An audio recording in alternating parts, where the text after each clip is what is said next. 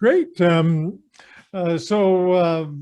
Welcome back. And as Guillermo said, we're into our third session on this. We'll go through the rest of the 8 pillars today and discuss each of the 6. We've done 2, and we'll work on those. So last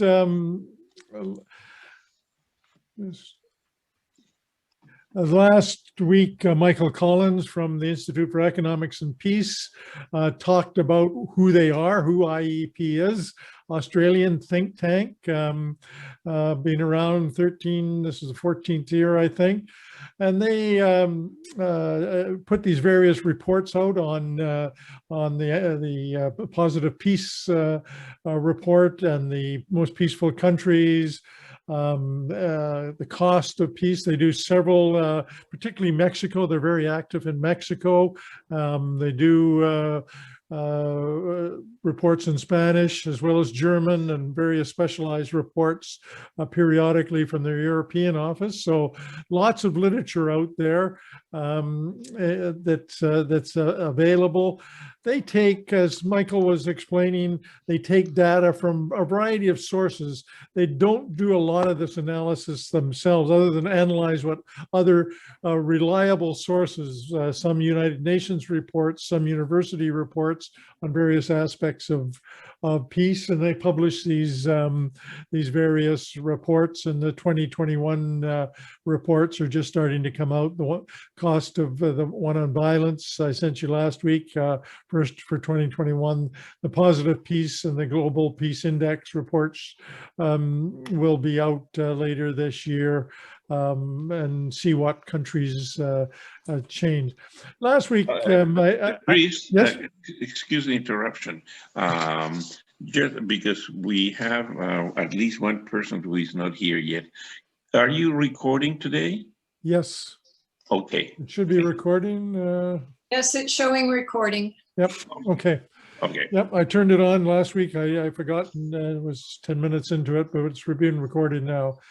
Sorry, I'm not going to go into great depth on the cost of violence, other than a couple of highlights. This is really the summary of what we're spending globally on violence, the trillions of dollars that go into this. This isn't the same model for Canada. These are difficult numbers. The homicide, as a police officer and studied criminology academically, homicide is a very difficult, we think, okay, murder's murder. Well, it isn't. Canada has first, second degree murder, homicide. Those of you following the trial in Minnesota, they have first, second, and third degree murder and homicide and manslaughter. Other countries have infanticide and other types of degrees of homicide. So even counting something that we would think would be relatively easy, the number of homicides is very difficult. And then you get into countries where they don't record data well. It's difficult. The same as suicide. These are best guesses. Don't take these as the Institute, as Michael said last week, they go on to the conservative side when they're counting this. For Canada, one of the top 10 peaceful countries, but our cost is still in Canadian dollars well over 3,500 Canadian dollars each of us. Our neighbors, the United States, $10,000. It's still $90 billion, the cost of violence. That's military, police costs, court, suicide, medical. Trying to put a number on it is very difficult. So there's an economic cost to violence. The last one that jumped out at me when I was looking at the report was peacekeeping. As Canadians, we still think of ourselves as the leading peacekeepers. not so interesting. The biggest financial contributor to peacekeeping is the United States. And that's not just sending military; they pay for a lot of the costs of the United Nations peacekeeping efforts. So we, as Canadians, like to still think of the blue hats and the blue helmets and the Lester Pearson's in the 1960s peacekeeping. But as you can see from this data, the contributions in dollars and personnel, we're still there. We're still in the top 10, but we're not where we were a few decades ago as a peacekeeper. Anybody else have any comments on that? Anything that jumped out at you on that report on the cost of peace, cost of violence? So these numbers are the percentages of the total peacekeeping budget. And I guess this would be United Nations. Yeah, well, not United Nations necessarily. Some peacekeeping operations are outside of the United Nations, and I'd have to look back and see which one they calculate. NATO does some peacekeeping in NATO countries. The African Union does some peacekeeping in some African countries, sending African troops into some countries for peacekeeping operations. So most of it is under auspices of the UN, but periodically there are peacekeeping operations that are outside of the UN. Also, Chris, oh, sorry, Sue had her hands raised. I heard over 10 years ago, I listened to an interview on somebody from the Canadian Army, and I guess those numbers get a little bit blurred because he said, before you can be a peacekeeper, you have to implement peace, which is kind of crossing from war into peacekeeping. Yeah, exactly. The peacekeeping troops are usually not on the positive peace side. They're usually to keep the two fighting sides apart. Canada does implement the policy Canada uses in a number of countries, often called 3D, defense, diplomacy, and development. And development in Canada, funding various initiatives, whether it's water wells or education as part of the incident. And the Canadian Armed Forces that it sometimes is involved in that development side of peacekeeping or peacemaking. Now, two things. Brenda has sent a question on chat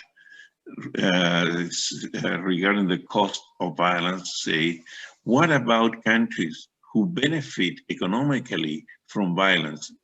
For example, Russia and the US and Canada that supply weaponry.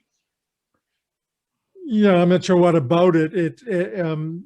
The Institute for Economics and Peace, one of their analysis points that the money spent on military doesn't benefit the economy. A peaceful economy is better. You get better GDP in gross national product.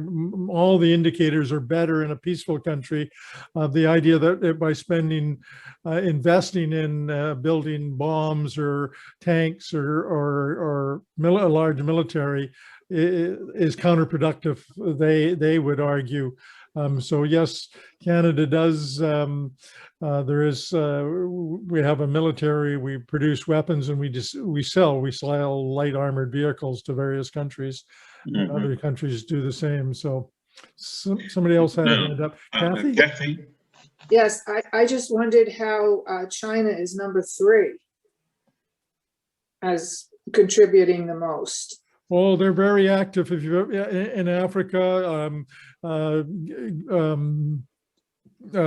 were just talking. Guillermo's friend, our friend from Chile, the country that has reached the second highest level of vaccination for COVID is Chile, next to Israel, and they're using Chinese vaccine. So China is very active in things like that. Now, ironically, Chile's probably paying for that vaccine with money from the World Bank that comes from the United States.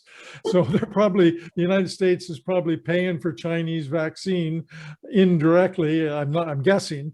I was in Laos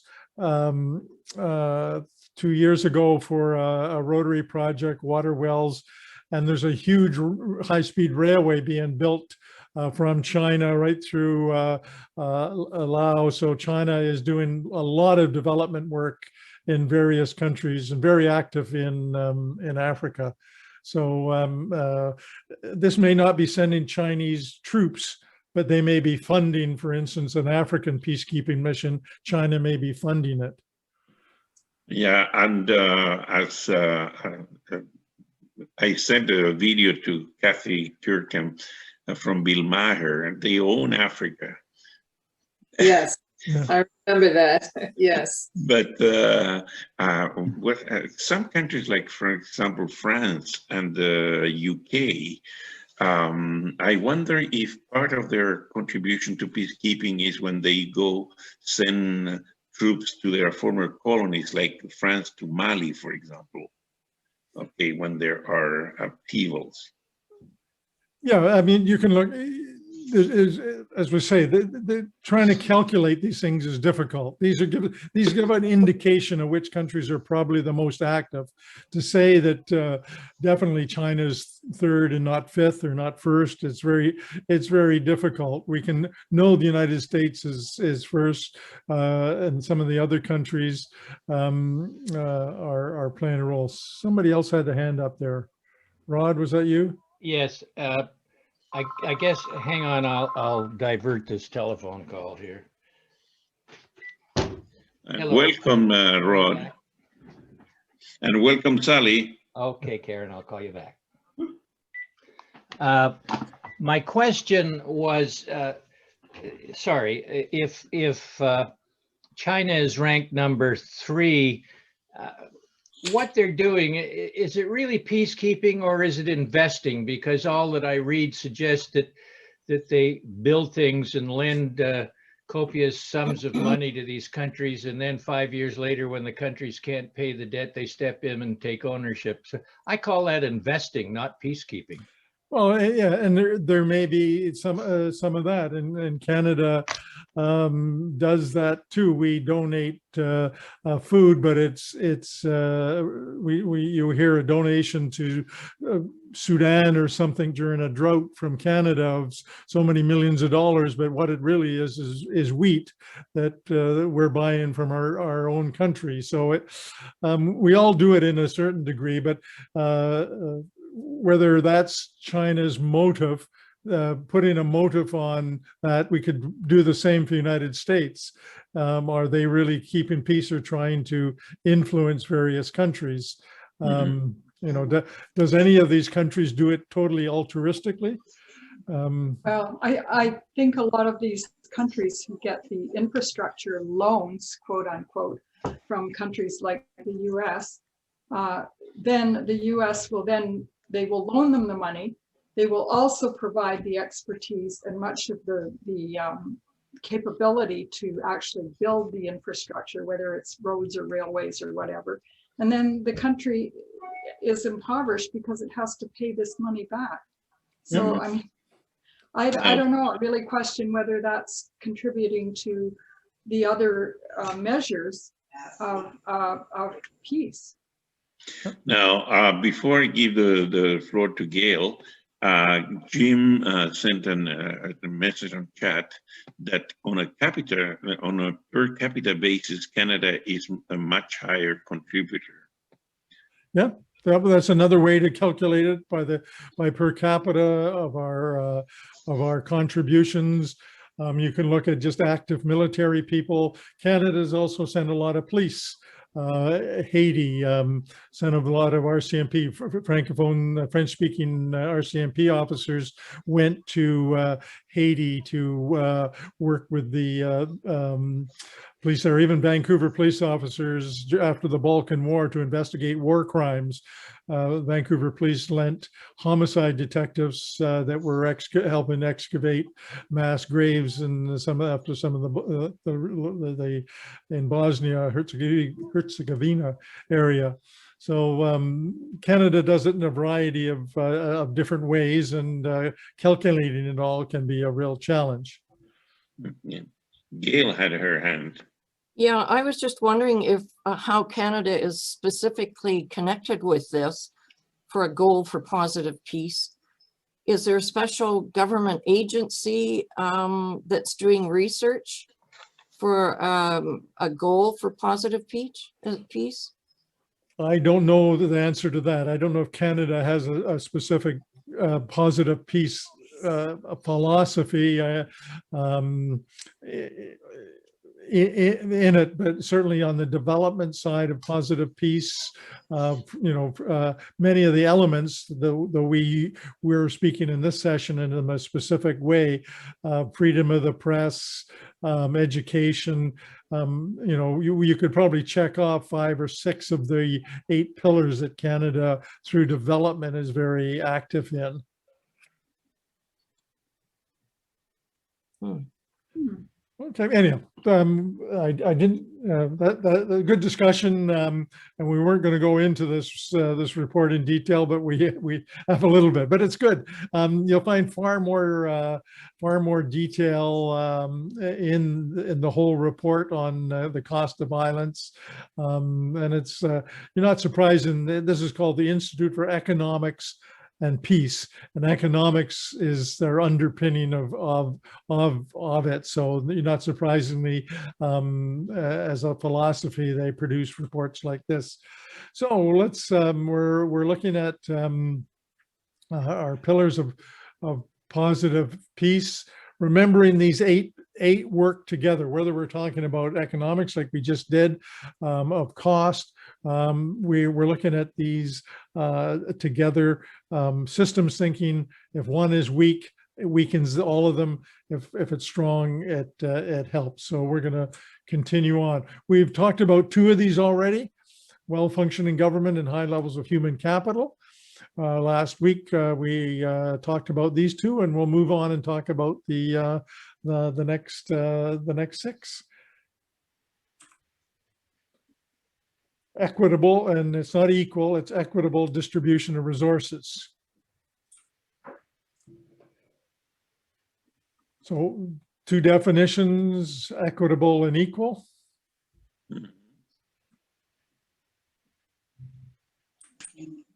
No, that's what he's saying. So this is the definition the Institute for Economics and Peace is using. You can find many different definitions: inclusion, access, opportunities, education, and health. A country that is distributing these elements equitable, not equal. That doesn't mean everybody has the same education or the same health, but they have equitable access to it. You've maybe seen this graphic. It's very popular, I know, but I think visually it depicts it. Equal is not always equitable. And many of them in education, and I think you can think of examples that way. Let me put my former hat on as a police officer and give you an example. Arthur Drive, 2 cars are speeding. The Delta police are out with their laser set, and they clock the first car, 20K, 50-kilometer speed limit. Car's doing 70. They pull it over. A single mother, 15-year-old car, minimum job, $15 an hour. She gets a ticket for going 20K over. In British Columbia, that's $138. Second car they clock for speeding, a Lamborghini, doing the same, 20K over, that gets a ticket. The person driving is some sort of investment person, annual salary $700,000 or $800,000 a year. That we say we've given them equal treatment. They both were committed the same offense, and they both received the same $138 a ticket and the same number of points. Other countries define it differently, and one of the leaders in this is Finland. Switzerland has a similar, and a couple other Scandinavian various. What they fine people, rather than a fixed amount, they fine them work days. So for speeding, you may be a fine 2 days, and it's a formula, and you can look at it. But the formula is based on your salary. So the person, the single mother driving the 15-year-old car, $15 an hour, her fine may be $50 or $70. The other guy may be a pay. And in this ticket on here, this Finnish ticket here, is 54,000 euros for a speeding ticket. And they've had tickets in Finland of well over $150,000 euro ticket. So they define equality and equity in different ways. We define it, both people got the same fine, they define it similar. Both got 1 or 2 or 3 days, and there's a chart. And if you lie about your income, it's a serious offense in Finland when you pay the ticket. So we can look at equity and equality in very different ways. Any comments on that? Any questions? Yeah, anybody got a speeding ticket in Europe recently? Guillermo, you're there a lot. Rod has got his hand up. Go ahead, Rod. I'm told that the laws in Finland for impaired driving are excruciating, and I'm glad to hear they have equitable speeding tickets. But I am told that their traffic laws and their speeding laws and their impaired driving laws, I mean, you don't fool around. They take your car and they throw you in jail if you are found to be driving while impaired. And my son spends quite a bit of time in Finland over the years as a hockey scout. And he says they drink heavily and crazily, but they do not drive their cars because they don't want to go to jail. So I just wonder, all of which is to say, what might work in Finland may not work in Canada unless we really ratchet up our penalties and our sanctions for other types of traffic offenses. Yeah, I'm not saying I'm just an example. I'm not advocating it here. It could work some other system.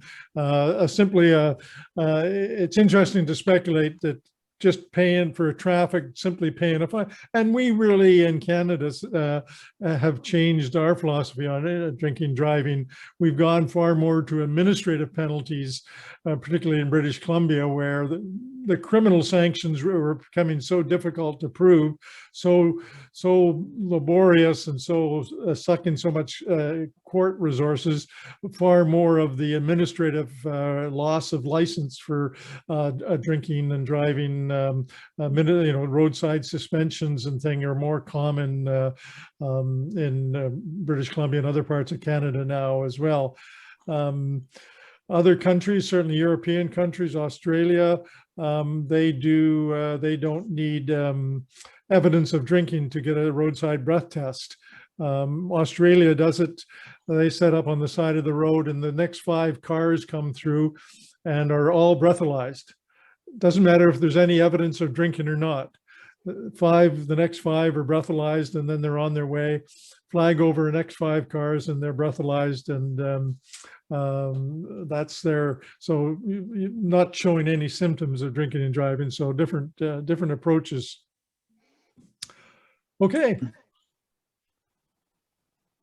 Equitable, from the positive peace philosophy. Some of the issues that can be measured or thought about when we think of positive peace, a peaceful country, being equitable, social mobility. Any comments on social mobility, how that may affect a peaceful country? I think generally education is a pretty good indicator of social mobility. Okay. I remember when In older times, Chile had a kind of meritocracy in the sense that education will move you to the middle class, okay? And until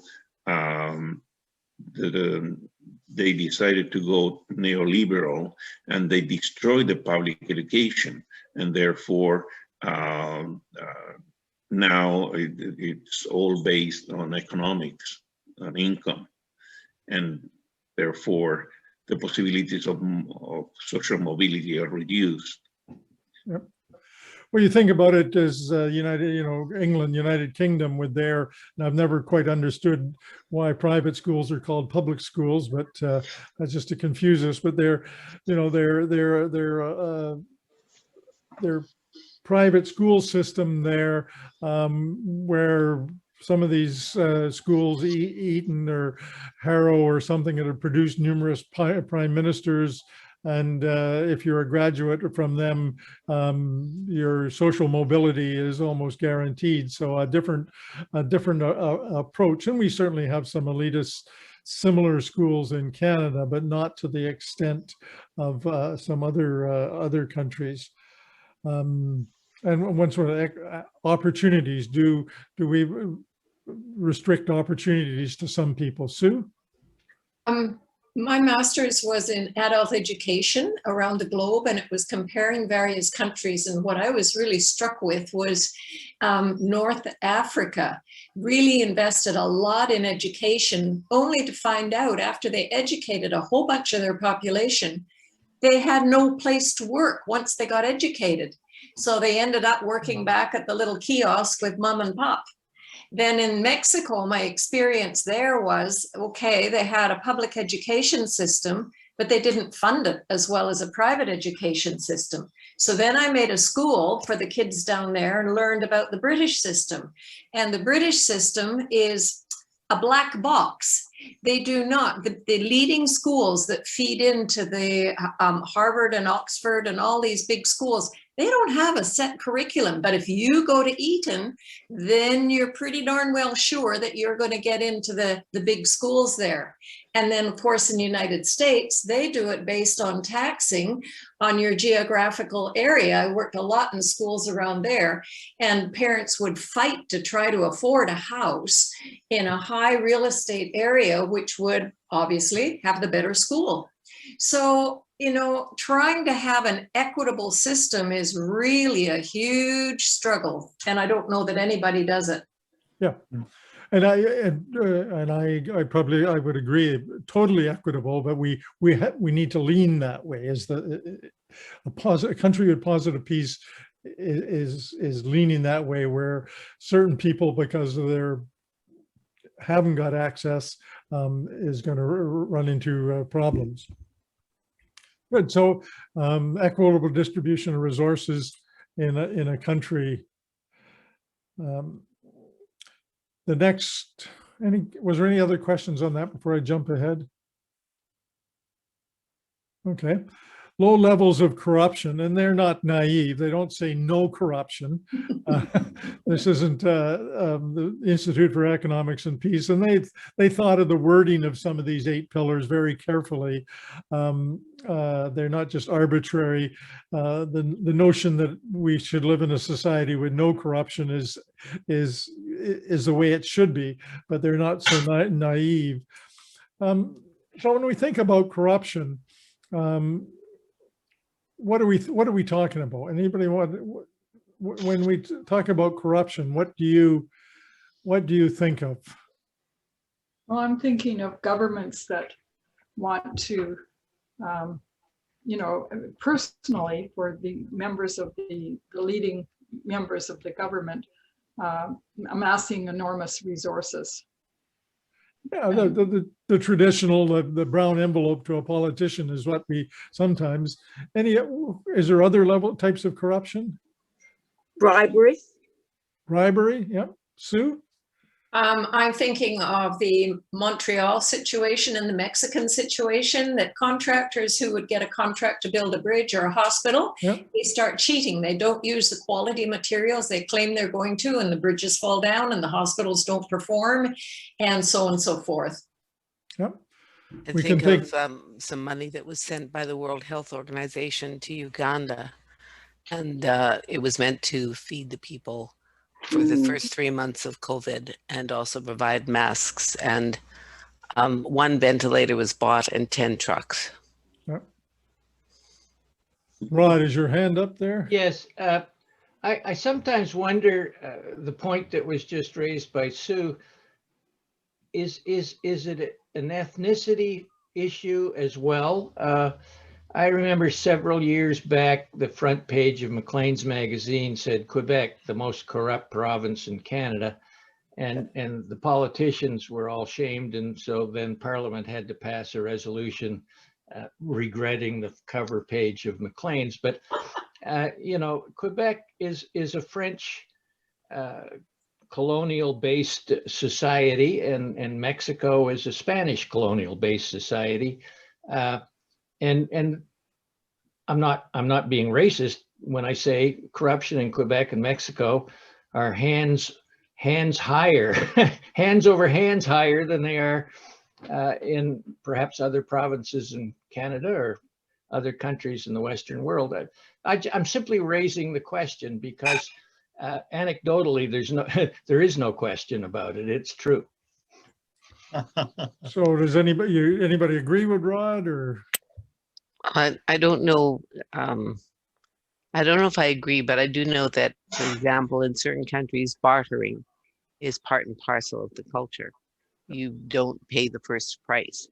And I don't know if that can also be, you know, filtering over into the idea of paying somebody under the table for something. I have no idea, but I'm just putting it out there. Another problem that's come up with all of this is Canadian companies who, by our laws, are saying you cannot give bribes to get a contract. They go to other countries, and every other potential purveyor, SNC-Lavalin comes to mind, is paying a bribe. It's part of the culture. So how do Canadian companies play in that minefield? Yeah, very difficult. I can go back to just my comment, Rod. I don't know if it's because they're Francophone or Mexico is Spanish, or generations of a culture is built up that this is acceptable, and it's changing that culture. I don't think because a Francophone person moves from Quebec to Vancouver, they're going to bring that attitude here, that they realize that it's not acceptable in this community. You know, you go back. Well, I think there is another element there that that has not been explored. And when we mention, for example, that education or private schools, that's private schools create these kind of bad contacts. Well, the old schoolboys die. Okay, I remember in Victoria, St. Michael's University, not exactly a pillar of Francophone Catholics and or Latin culture, but boy, you could see the guys wearing their ties and helping each other everywhere. What happens in countries like Mexico, or Mexican society was already established, okay, 200 years before Jamestown, okay, and Quebec exists as a society. The Francophone society goes back to Samuel de Champlain, and so the families there have connections somehow. Like we say in Chile, you should never hit somebody in the butt because it will come back to you. Okay, because you hit somebody, and that somebody is the cousin of the nephew of the etc. That was your father's best friend. Okay, so that's that creates a different kind of social mesh, okay? And I will never forget that we used to have a president of the Republic that was very candid. And he said, well, between a family member and a friend, I will always favor a family friend. And between a friend and acquaintance, I will always prefer the friend. So one day he needed a Minister of Agriculture and he was having his teeth worked on and he named his dentist the Minister of Agriculture. Yeah. So this chart, what, how, why. So we can think of the recent university admissions scandal in the United States, which it went beyond the United States, touched on people, at least one person in Vancouver, and maybe one private school in Vancouver as well. So it's not just all it's, and some of that was donations to the school endowment fund. Wasn't out and out bribery. It was a variety of ways to do that. So the low levels of corruption and family connections. And Guillermo mentions as, bribery or corruption can occur through family connections, not just brown envelopes of money passing hands. So, and it's not just politicians. It was mentioned, Lavalin, business in some countries, to get certain things done when there's a shortage of what needs to be done.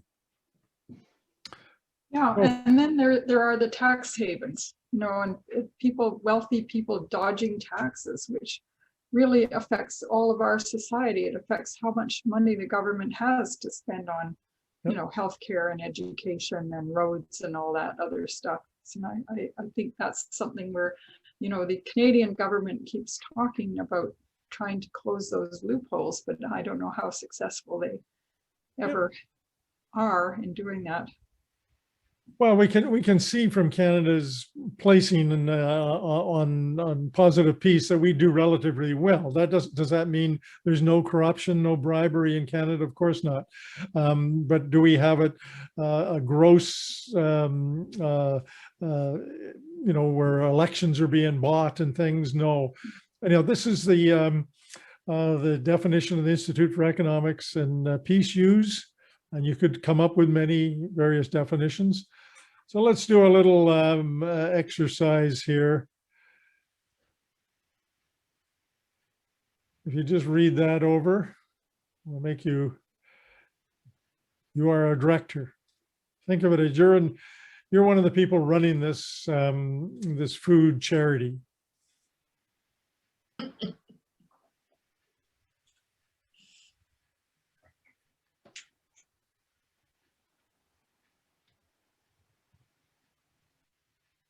Okay. Mm-hmm.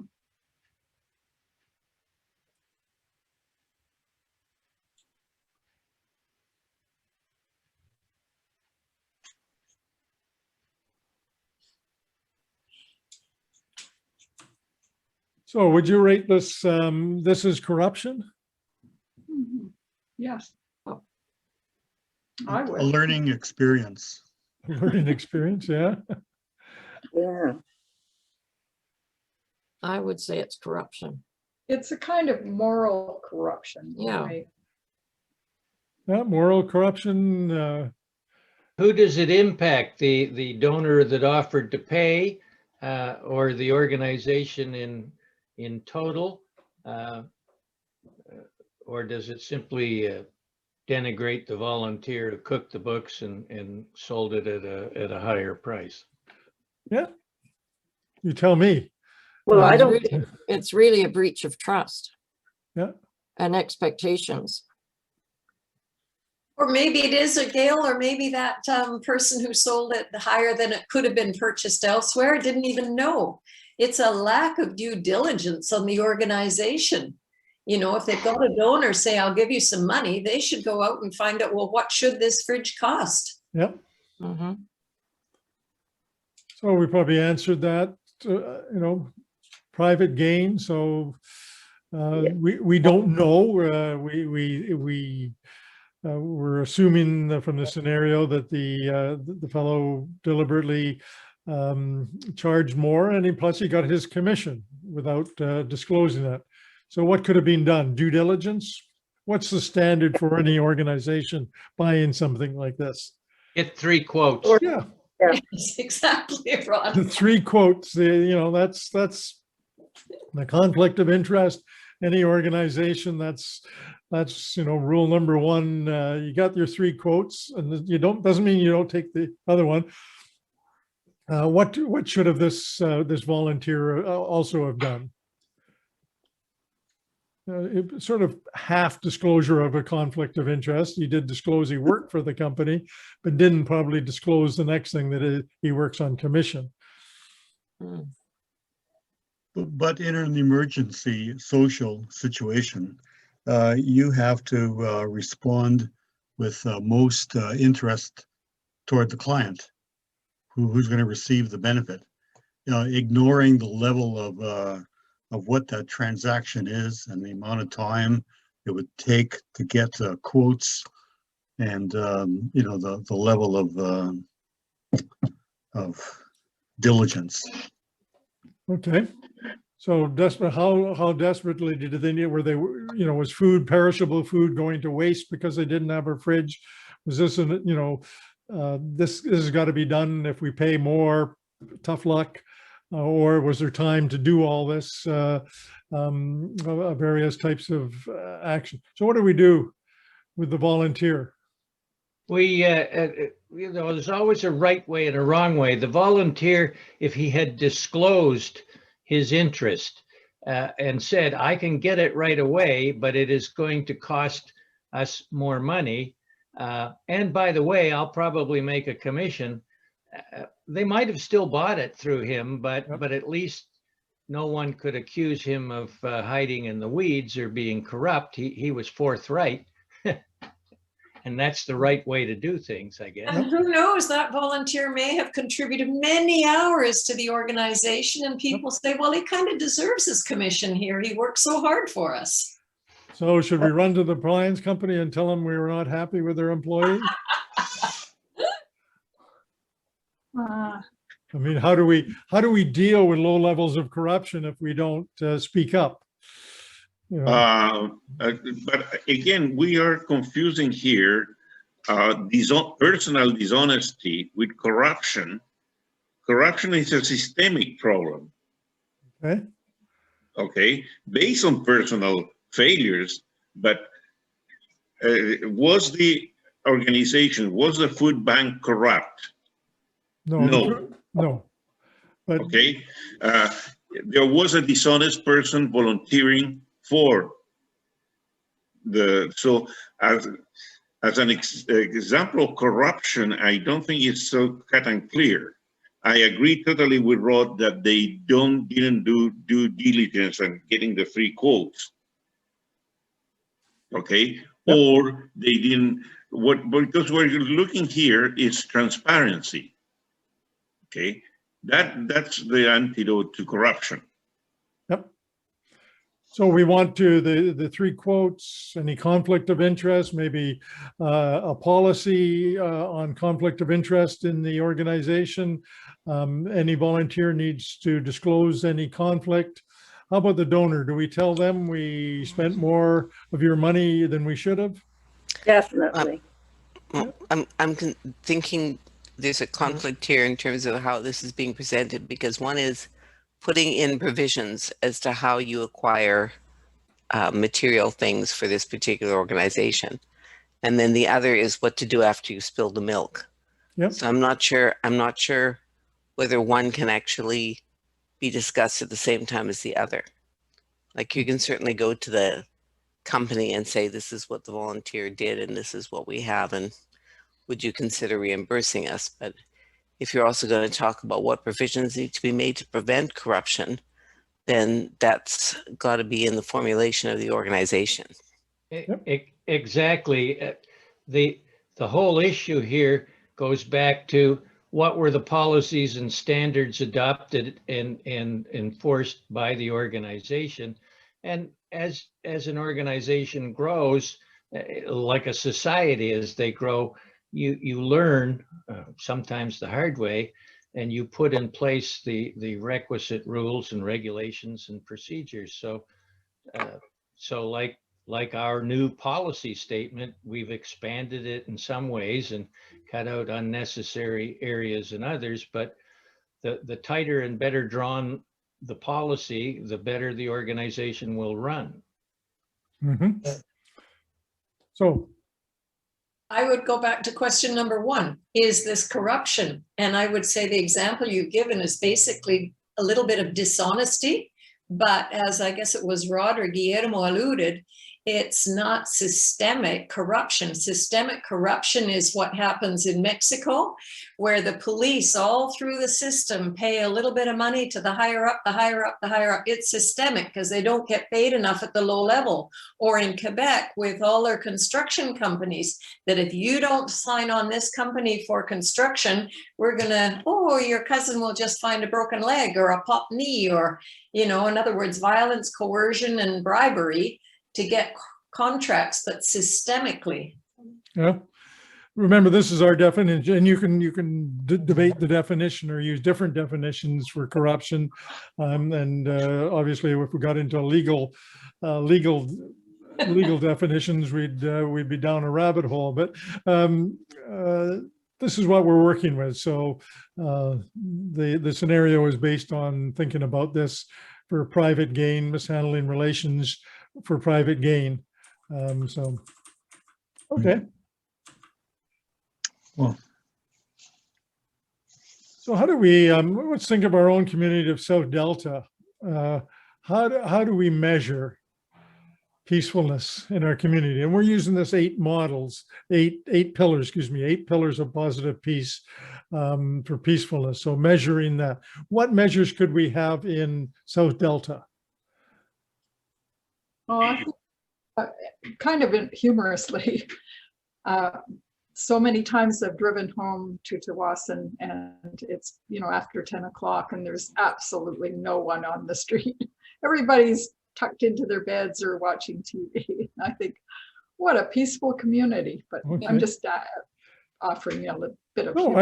I think a visual what people think of their community is a good measure. Any statistical measures we could use? Well, I think the issues crime of crime. Yeah. So whatever the crime beat Delta. is also yeah. quite laughable, where, you know, you see that included in the stories is someone's had a few boards kicked out of their fence, and I always get a chuckle out of that. I think, wow, you know, we've got a lot of here. Maybe Okay. I'm just being a bit too Well, Think 2 of years that- ago, I remember the chief of police, Neil DeBoard, coming to an elder college AGM and giving a talk and talking about the incidents of a car breaking and entering.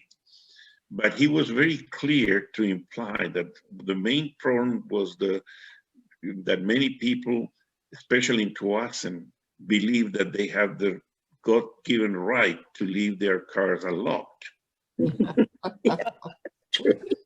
Yeah. yes. I remember when we used to keep our doors unlocked at night. Well, look, we have been living in this house for over 25 years, but I remember clearly one summer that we went on holidays. And when I came back, I never told Paulette until today, I discovered I haven't unlocked the front door. And we have been away for several weeks. I've actually left my keys in the front door all night on the outside. Well, in today's Optimist, there's the very first article is a man walking towards the ferry and the police come along. Now in the States, they probably would have been afraid of being shot by the police, but the police pick him up and drive him to the ferry. I mean, this is another sign of the beautiful community we live in. Okay, so police data is a measure of peacefulness. Think of that chart we showed at the beginning. We don't have military expenditure, but we do have suicides in the community. We have Oh, other. we have lots of that. other indicators of problems that may exist. So looking at those compared to a national comparison, some of those other types of factors. How much we Well, when you look, for example, at Paulette mentioned homelessness. Okay, we have one refuge for extreme weather, and at the most they get 10 people at the United Church in Ladner. Okay, Yep. So compared to our communities, like they have 10 cities, and one another. I have, as you may know, family in Chile, South America, and many of my classmates say, "Well, why don't you come back to Chile now that we are a democracy and all that?" And they are very surprised when I respond. They say, "Because I love the fact that I don't have bars in my windows, Yep. and I don't have a gate in front of my house." Yeah. Yeah. That's an indicator of peacefulness. Yep. So peaceful, what do we spend in South Delta on security, private security? So looking at alarm systems, private security, people being hired for various other facilities, maybe another measure of peacefulness. Guillermo mentions homeless people. How many people from Delta are living in Strathcona Park? Is it just the homeless people in the city of Delta, or do we, because we lack facilities, do they go to other communities? All the people in Strathcona Park are not from the city of Vancouver.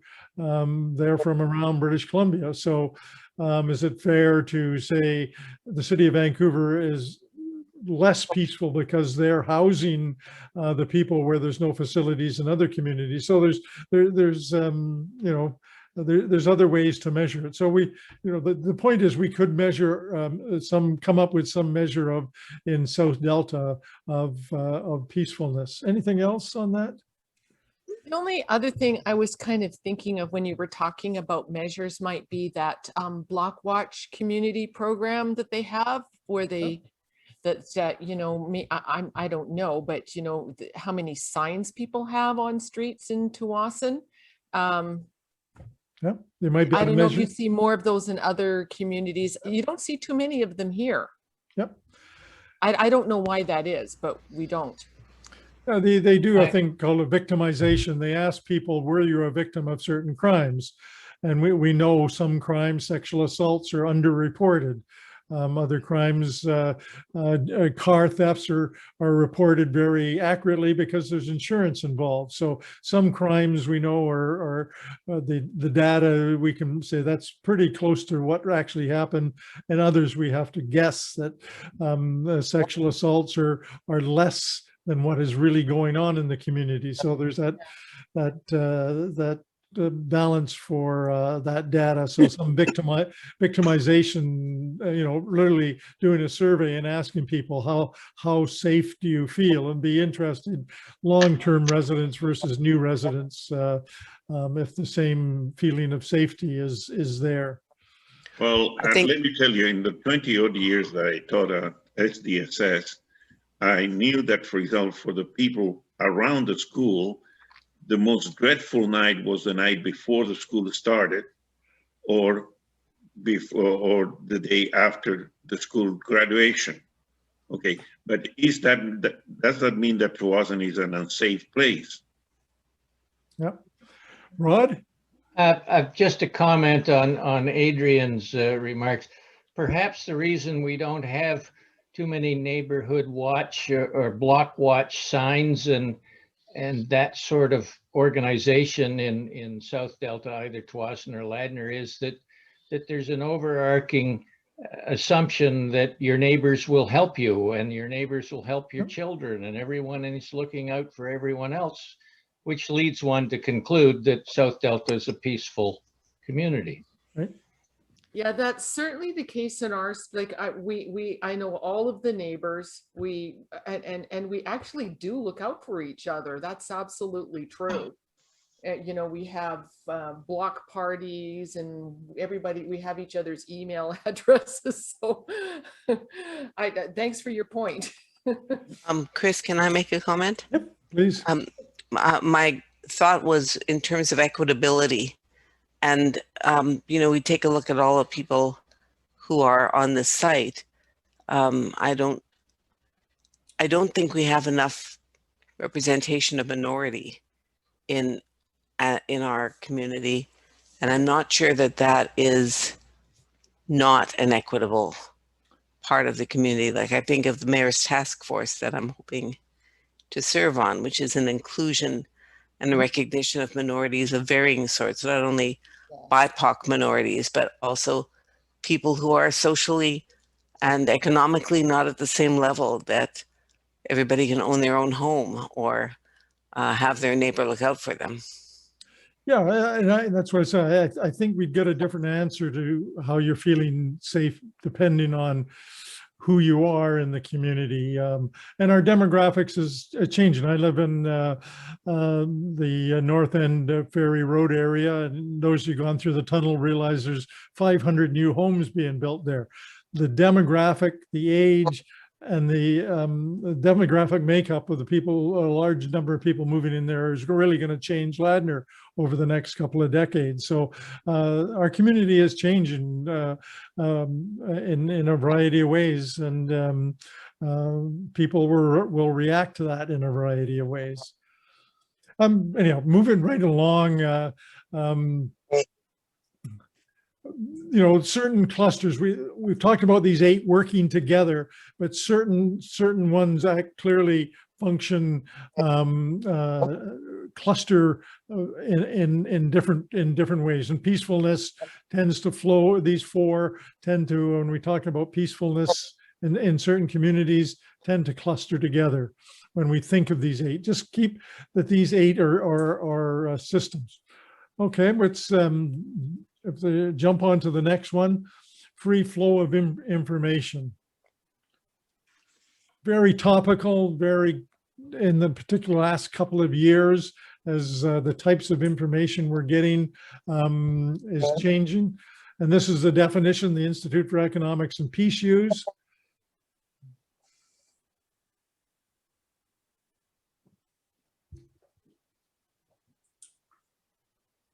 And it allows us to make better decisions as individuals, as government, as organizations, when we have a free flow of information.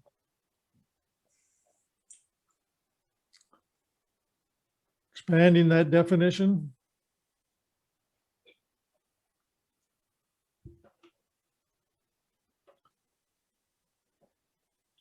Well, it seems to me in some instances, the media needs to have, I'm looking at free and independent, and I'm thinking, what does that really mean? You know, I mean, I relate it to free speech, where in, you know, Canada and the US, we defend the right to free speech.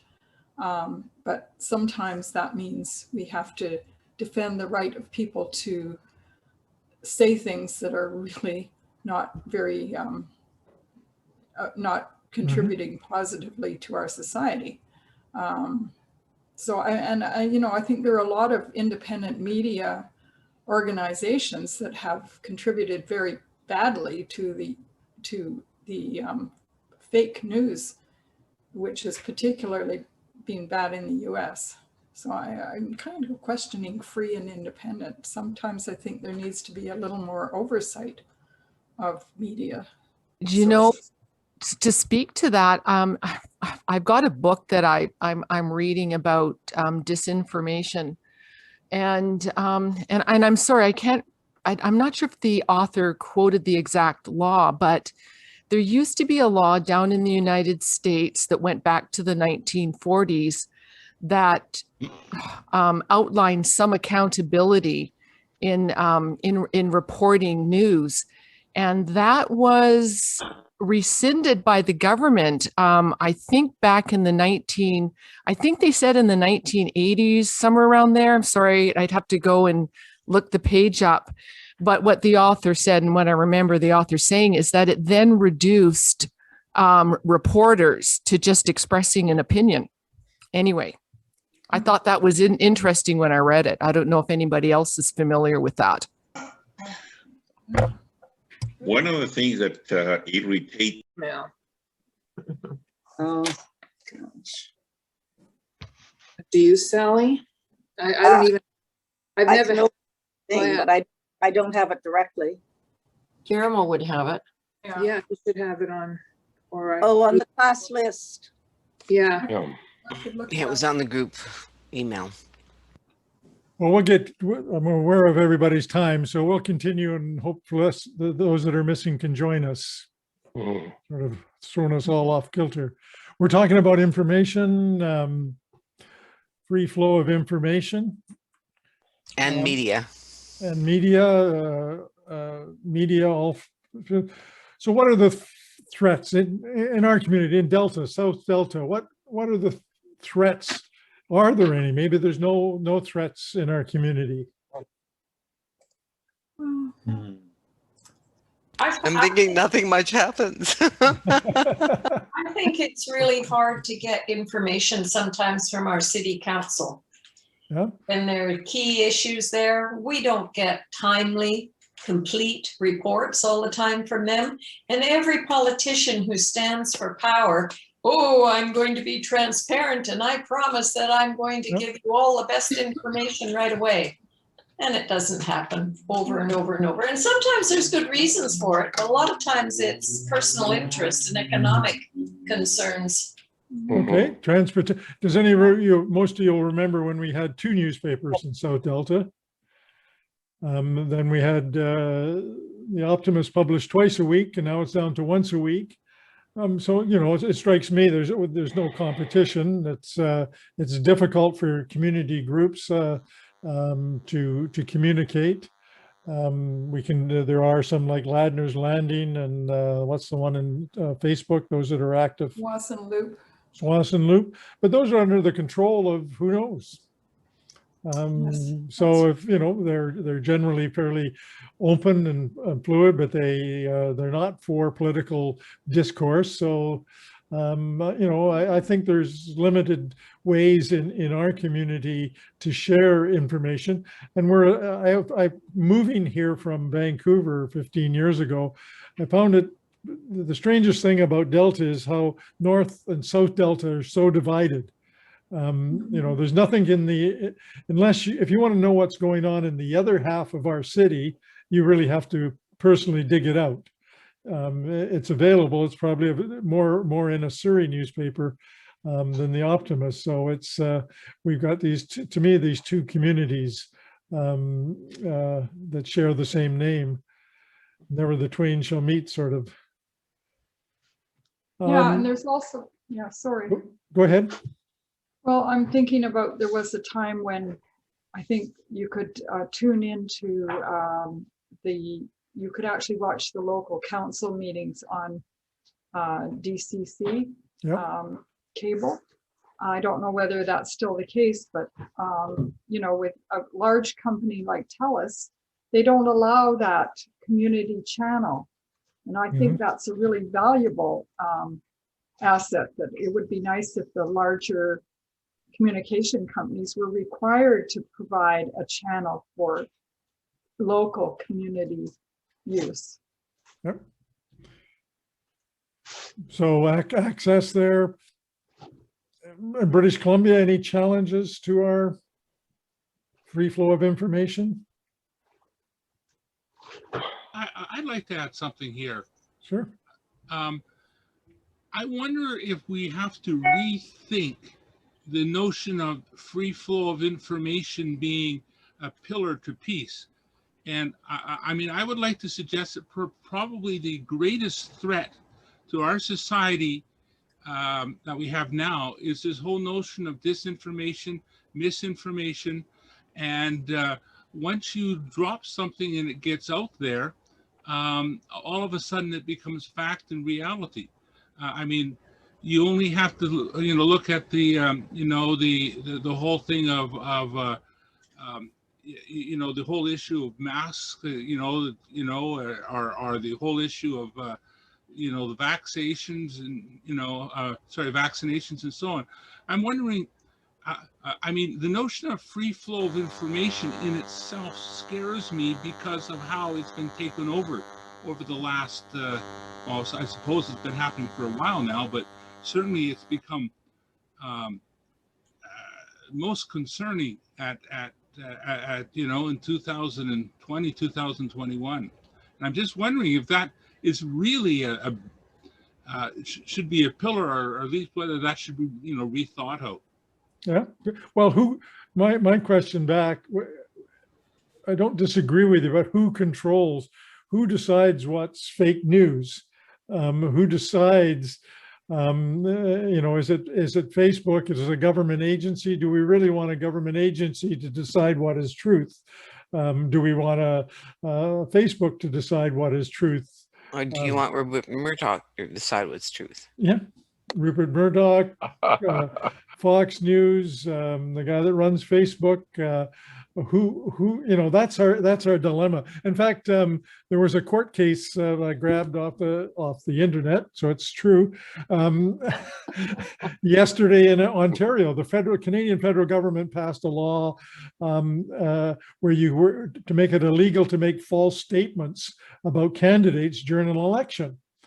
Well, the Ontario court threw it out because the way it was worded, it didn't say you had to know that it was untruthful. So if you repeated a statement that you had heard, shared a Facebook post, you could be convicted.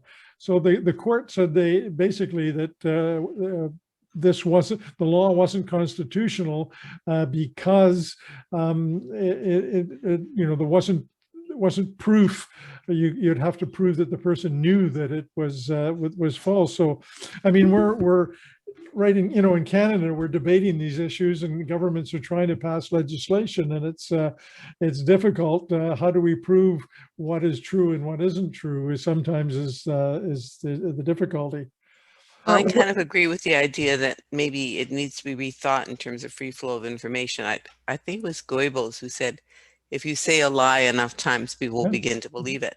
Yeah. And I really do think that we are on that road. I think Ron has a point that maybe this kind of criteria needs to be rethought in terms of what it might mean.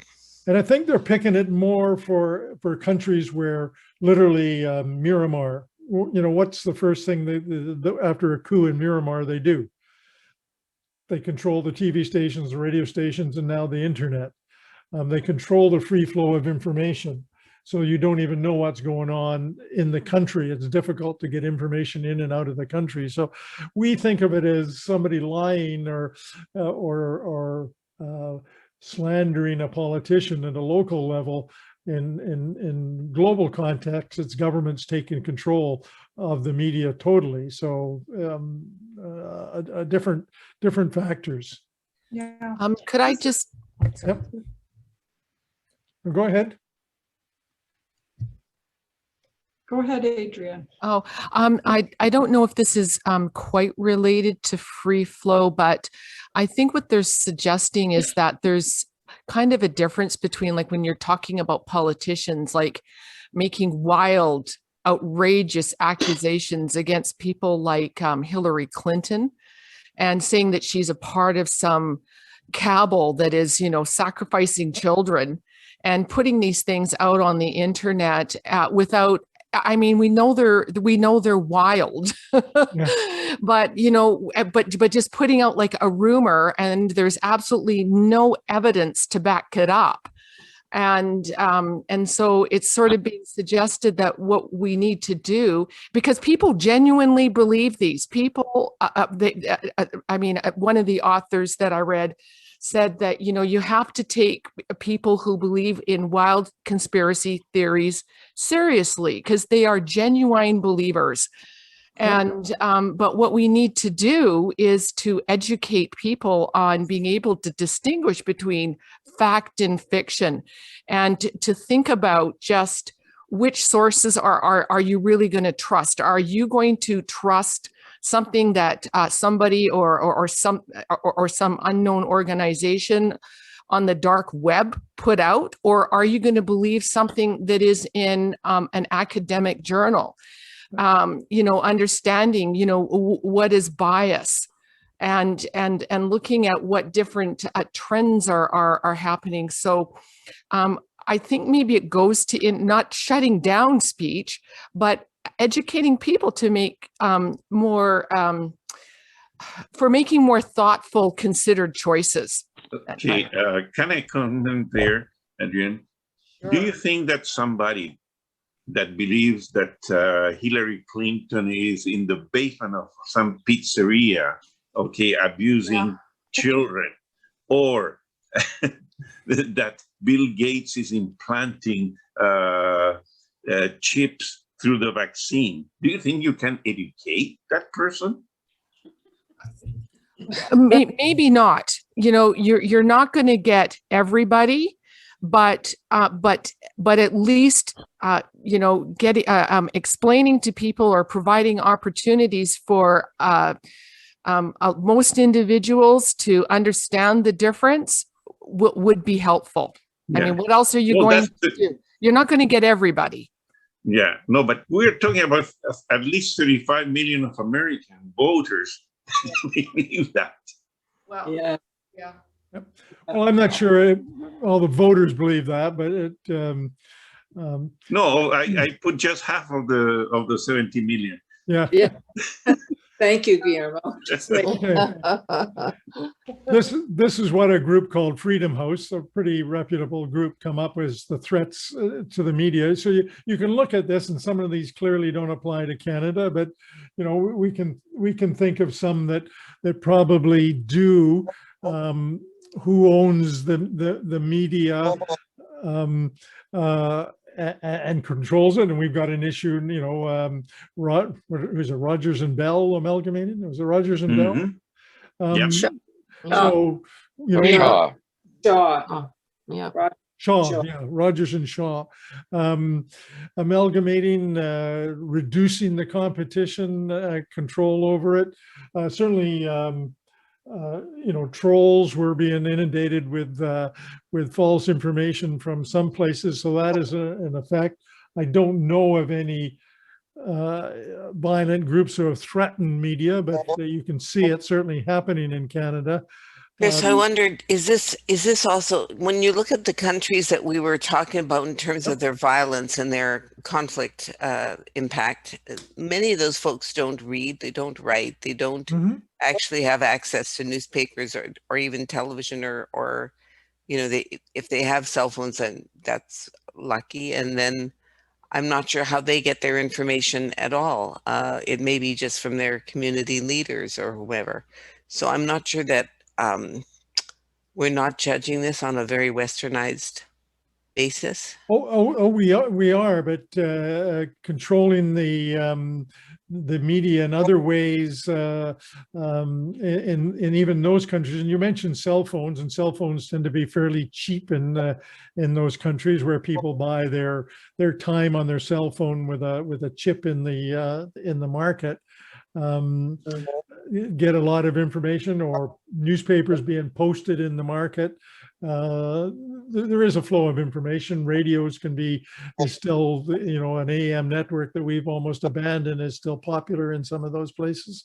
So information does flow, and yes, we are looking at in a Western area where we have printed newspapers and television.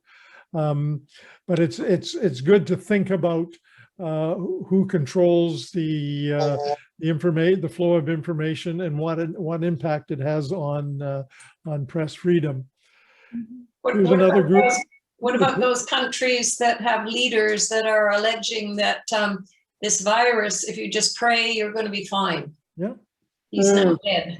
So. Yeah. I agree with what Brenda said. There are many countries that don't have access to any of the Western media chains or links. It's purely just what they hear from their community leaders. Or their religious leaders. Yeah. Is that a fact or is a perception? Well, I mean, I lived in Rhodesia and Zambia, and they, for sure, the majority, Mugabe was there when we were there. He was not a leader then, but he was in the background feeding beer to all his community. And I mean, that's how they got their information. Well, but were people getting different information were able to expel Mugabe 30 years later. Yeah, that's right. Okay. Oh, in Uganda, that hasn't happened. Hmm? In Uganda, that hasn't happened. We still have Museveni. Yeah, I mean, Mugabe was years later, and Uganda's. But I tell you, the power of information in Africa has been increasing by leaps. And especially now that, as Bill Maher jokingly said, China owns Africa, the expansion of telecommunications has been exponential. So people can access information if they so choose. And but what about countries like China, who cuts off a lot of the information from the West? That's a different case. You see, they have all the means, they have all the ways to do it, but they don't have the means. And that's what this map, this map is showing. It this particular one is from Reporters Without Borders. And it's clearly showing China is serious situation and control in the media, Iran, Saudi Arabia, Egypt, Sudan. Now, you'll note that Canada, by the Reporters Without Borders, doesn't give Canada their highest rating. Scandinavian countries, Portugal, Germany gets their highest rating for freedom of the press. Now they may define it in a different way than we do.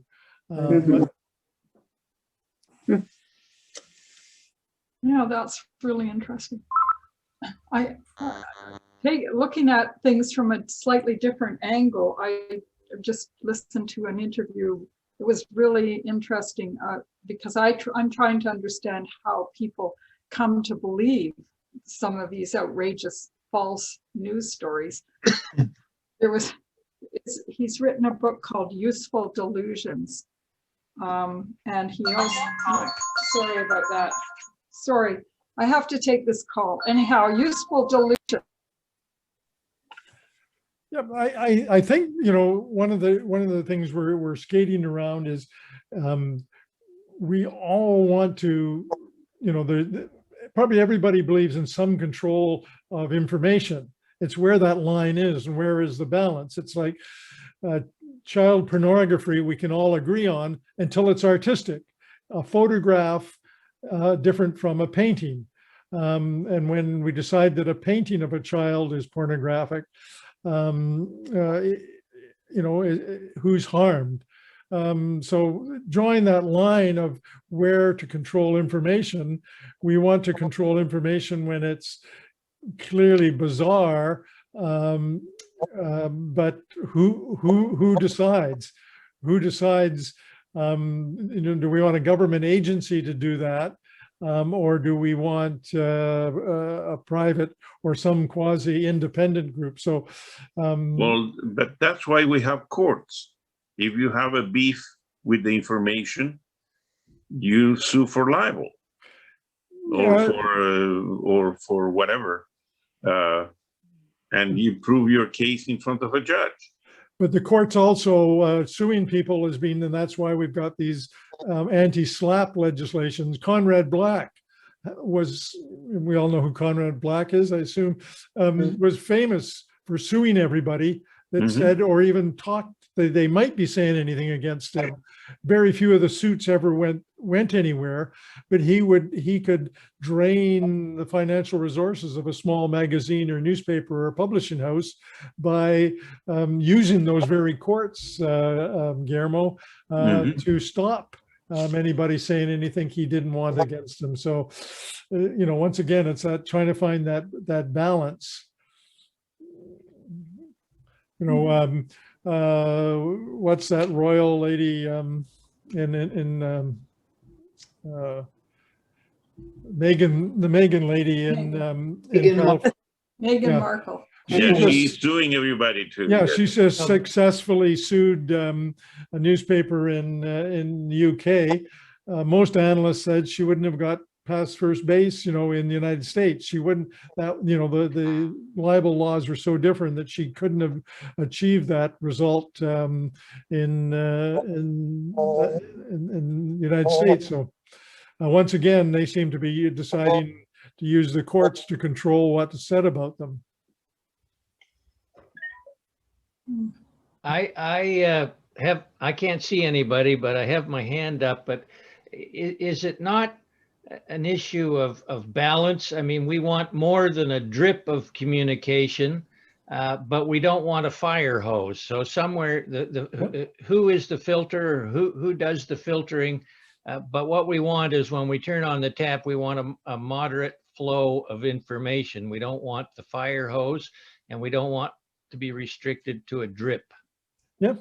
Yeah, and then where we draw the line on what we want, how much we want, or who should control it,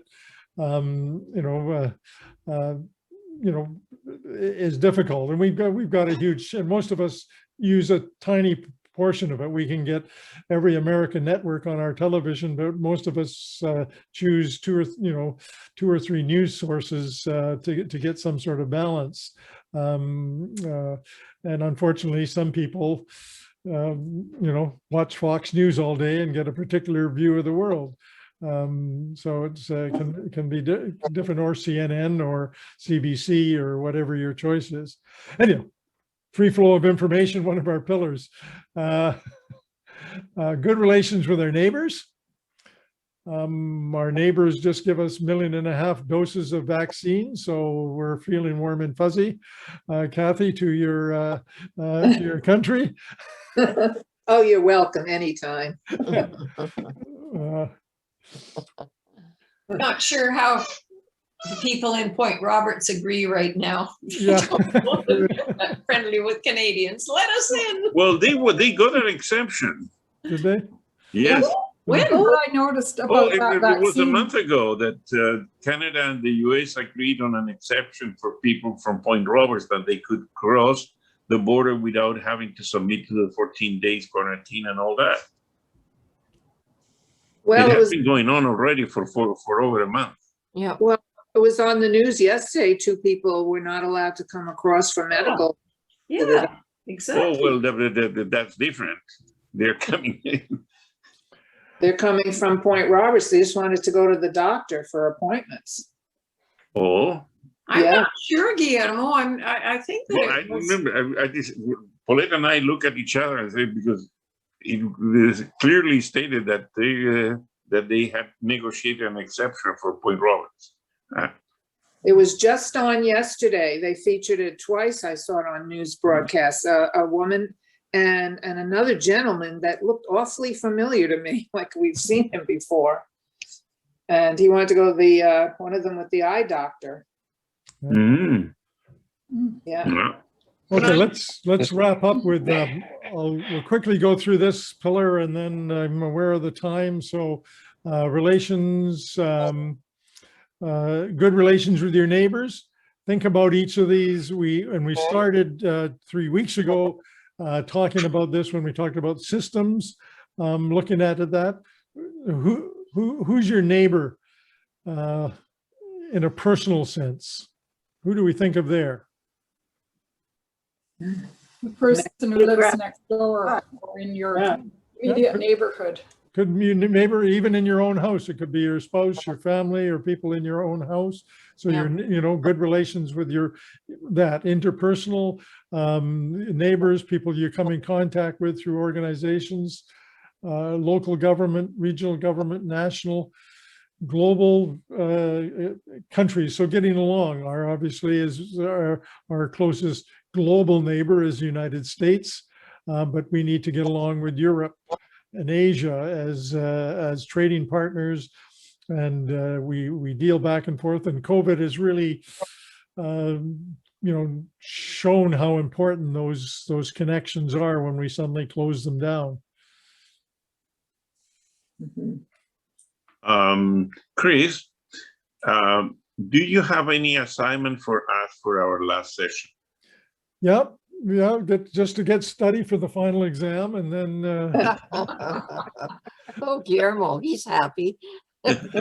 we'll finish. We'll fill up where we lost a little time there. That's all right. But we'll finish with these 8 pillars next week, and then sort of wrap it up with what do we do with this? What kind of projects? I'll send you not from the Institute for Economics and Peace, but more of a Rotary document on Colombia, and for Guillermo's benefit, it's in English and Spanish.